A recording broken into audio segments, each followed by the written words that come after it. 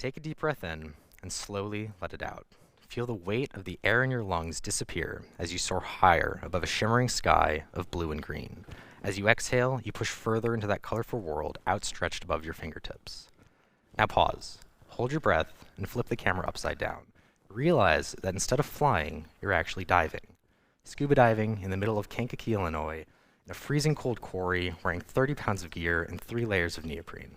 It is a different image, and it proves to you just how easy it is to completely change your perception of an image by flipping your perspective. You've proven that you can easily do it, you understand the how, so now try to understand the why.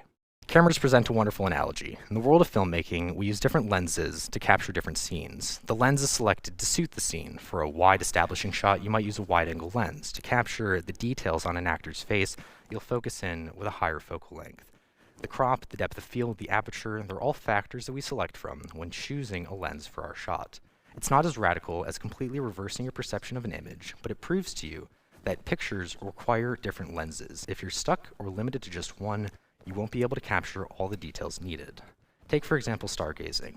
Along with every human to probably ever walk the face of this earth, I've looked up into the night sky with boundless wonder and awe. Light that has traveled across the vacuum of space for hundreds and hundreds of billions of miles reaches your eyes here on Earth for you to see. The stars are beautiful, and if you look through a lens of a telescope, you'll never see them the same way again. Last summer, a few friends and I decided to go out into the middle of a field with a telescope. We were able to pinpoint down the location of the Pleiades, a group of 7 stars in the constellation Taurus. The Pleiades are called the Seven Sisters, and they're 2.3 quadrillion miles away from Earth. Faint brushstrokes in the canvas of the night sky that become beautiful when you decide to zoom in. Step away from the eyepiece for a second, though, and you'll realize that there are millions and millions of pinpricks of light just like that. The beauty of the night sky is incomprehensible, and if you're limited to just one lens, you won't be able to see it all. A telescope is useful to you just as a 50mm lens is useful to a filmmaker. It lets you focus on just what you need. You won't be able to appreciate the beauty of the night sky by looking only at a single star, nor can you appreciate the beauty of a single star by looking at the night sky as a whole. You use a telescope to zoom in and focus on what you need. The Pleiades formation, that faint smudge in the night sky, is beautiful in and of itself and beautiful in the context of a larger, much grander picture.